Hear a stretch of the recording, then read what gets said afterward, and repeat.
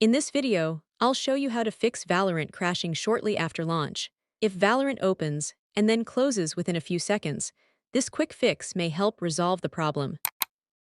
First, press the Windows plus R keys on your keyboard to open the Run dialog box. Type %appdata and click OK. This will open the app data folder on your computer. From there, go back one folder and open the local folder. Scroll down and find the Valorant folder, then open it.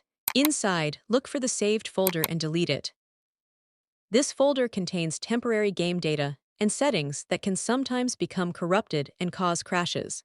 After deleting the folder, restart your computer and launch Valorant again. The game will automatically create a new saved folder with fresh files. That's how you can fix Valorant crashing after launch.